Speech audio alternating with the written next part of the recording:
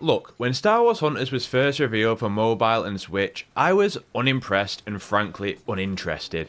Typically, I'm fatigued by the free-to-play multiplayer model, and at first glance, Hunters just look like a fine time at best, at a time where the children yearn for a new Star Wars Battlefront.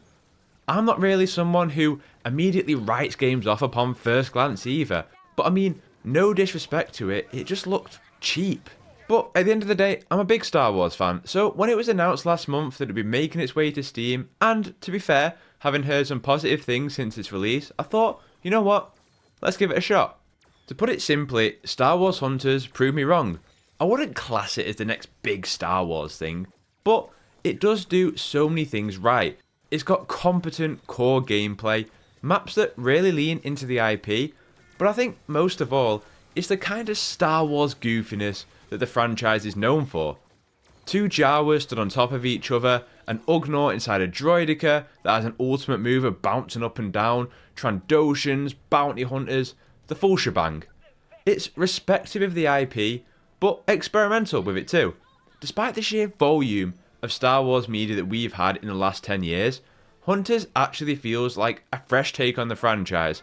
A rare feat of not shoving a Darth Vader cameo into every fucking thing, man. And I love Darth Vader. Sure, it does rely on nostalgia at times in its outfits that you can earn or the wraps you can put on weapons, but it's not afraid to pull from Legends too or do inventive things. Like, there's a Starkiller themed outfit for the Sith, and there's so many deeper cuts in there that Star Wars fans both new and old will really appreciate.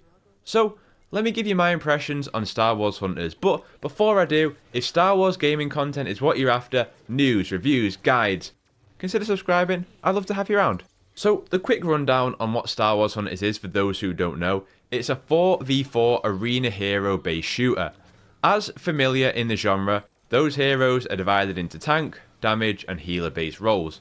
There's variety in these roles to be fair, like you've got your Jedi and Sith who are your up and close melee damage, or you can be a sniper if you prefer to be more long range.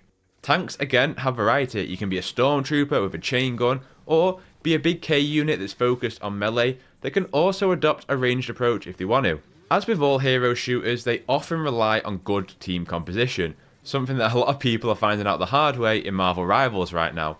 So, typically most teams went with a healer, tank and then 2 damage. The thing that surprised me most about Star Wars Hunters was that I actually think the overall feel of the game was quite good on PC. Shooting felt snappy and responsive and provided good feedback. Being a Sith was fun, and the sound design here is authentic as is the case with most Star Wars projects. One small little touch that I appreciated was that every character has their own distinct theme here, and it just helps them be more recognisable and stand out.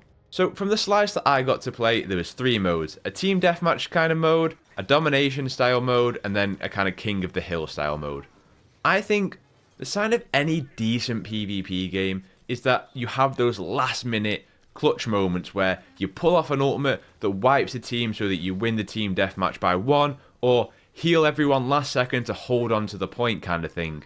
And Star Wars Hunters, it definitely had those last minute moments, the ones that make you feel really incredible. And yeah, in the 3 or so hours that I did play, it felt great. On the flip side though, I would say that it lacks the complexity on a mechanical level to make me think I could play this game over and over and over. Because of it being a 4 versus 4 and the nature of the modes, I found that by my 3rd hour of the game, it all began to feel very repetitive and samey, even if I was switching up the class I was playing as. The same kind of moments, whether that would be tank or damage, the overall feel of the flow of the game never really changed. And kind of talking of that complexity, let me give you an example. So playing as a healer, I would have a healing grenade and then an ultimate that I would just throw down and it would heal teammates. But there never really felt there'd be any kind of tactical usage of it. Just every time it's recharged and teammates or my health is down, you throw it down. You compare that to kind of a recent release of Marvel Rivals where, let's take the character Cloak and Dagger. They can switch from a heal mode to a damage mode, and they have multiple ways of healing, whether that's over time or in the instant, and they can go on the offensive as well. And really here, every character feels very basic in what they offer. And that's just really what it is for me. I think this is actually a pretty fun video game to play, but I'm not sure it's one that I'm going to come back to over and over and over and play daily. It's something that I can see myself playing in short bursts with a couple of friends because I think that's where it's at its best. The abilities, despite being very basic, they are fun, and everyone has at least one regular ability pertaining to the role, and then an ultimate. With the ultimate, you can collect energy pillars around the map in the same way you can with your health, to power up the ultimate faster, and ultimates, in fairness, can tilt the momentum of a game, like the droid Jedi doing a spinning attack, the Mandalorian having a flamethrower, and like I said at the top, the droideka doing a big AoE attack. And it's fun, and it's very Star Wars. And speaking of that, what I will say is I really do love how fresh this feels as a Star Wars product. I'm personally so exhausted of that end to episode 3 to episode 4 fatigue. Star Wars is so much bigger than just the Skywalker saga, way more interesting. And what I love here is how new it feels, yet despite feeling authentically Star Wars. Often with franchise video games, it's just a different game with a Star Wars skin, but I do feel like this is designed with Star Wars first in mind. And all the skins, like I say, I was freaking out with some of them because they're just really cool. From the High Republic, to Starkiller, to Clan Vizsla, Death Troopers, and just the deepest of cuts that only really exist in Legends now. Just so many references, both big and small, and you can really feel that Star Wars enthusiasm throughout the game. And like I say, the skins are also just as fun and goofy as the rest of the game can be in the best Star Wars way. Even down to having the Jedi have X-Wing colours and just lots of different stuff that is very goofy, and yeah, it just fits the overall tone of the game. But that love is also felt throughout the game in the small confined maps of the crashed X-Wings in the Death Star, the Hoth Outposts, or the more Endor-inspired areas. This test was obviously about letting you experience as much as possible from the off, so all previous skins were equipable, so I have minimal idea of what the monetization is going to look like here. I will say, it looked on the better side of free-to-play monetization, in that there was earnable premium currency, and the Battle Pass looks fairly good value in my opinion. But it just goes back to what I say at the top. I'm just so fatigued on free-to-play games, having minimal progression that's really just a Battle Pass, but in fairness to Star Wars Hunters, there was an event card, Battle Passes, an actual rank system, and then character proficiency. So as a result, it seems like there's a good amount of stuff to unlock and grind for if that's what you're after. Again, it's impossible from this test to gauge what the level of grind is going to be, but yeah, it's really what your typical third-person shooter has to unlock. Skins, weapon wraps, emotes, just with that Star Wars flavouring.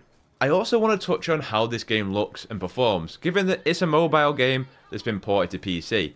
And to be honest, I really like this art style, and the art style really carries the graphics of it. You're never going to get the most insane, high-fidelity look that something like Star Wars Outlaws can provide. But the art style here, I really like it. It's vibrant and it's flashy, and it suits the overall tone of the game. And as expected, it runs really well considering that it's a game that has been ported from mobile, so it has to run on mobile phones to begin with. But yeah, overall, I think it looks good. Again, it just comes down to expectations. Like, if you're thinking of this in terms of the Frostbite engine that they had on the Battlefront games, you're going to be disappointed. But when you think about this being scaled up from mobile, in that context, I'm a fan of it. It definitely needs an FOV slider, but otherwise, I'm okay with it all. So, just some general thoughts to wrap this one up. I'm feeling pretty good about this one. At a time where there's some uncertainty around the future of Star Wars game, no Battlefront, nobody knows what's going on with KOTOR, Eclipse is pretty much in limbo, Outlaws has one DLC left, and we have one more Jedi game to expect. I think this is something that fans should keep an eye on. I don't think it's going to rival the feeling that Battlefront 2 gave, especially towards the end of that game's life cycle. Not close, but it's also not aiming to. This is just trying to be a fun 4v4 arena shooter that feels both fresh and familiar in the Star Wars universe. Again, it has to be noted that this is just a slice of what the game has. There's so many maps that weren't present, and there was one mode that wasn't available here, so that is worth noting. Regardless, I still feel it definitely lacks the depth of any long-term play. But I think it's only fair that I reserve that judgment for the actual early access launch on January 27th. It's simple, but stylish Star Wars. Anyway, that's my thoughts on Star Wars Hunters. I'd love to know now, what are you thinking? Did you check it out on PC? Are you holding out for a console release? Or have you been playing from the start? I'd love to hear kind of your hype levels, your expectations, or just your overall thoughts, so yeah, let me know in the comments down below. I'd also love for you to leave a like on the video. That helps me out in the fight against the algorithm gods, and like I said at the top, if you're into Star Wars games content, consider subscribing, news, reviews, guides, the full shebang. Regardless, all my socials are linked down below, so you can find me down there if you have anything else for me. Otherwise, have a terrific day, play games, get gains, and I'll catch you in the next one.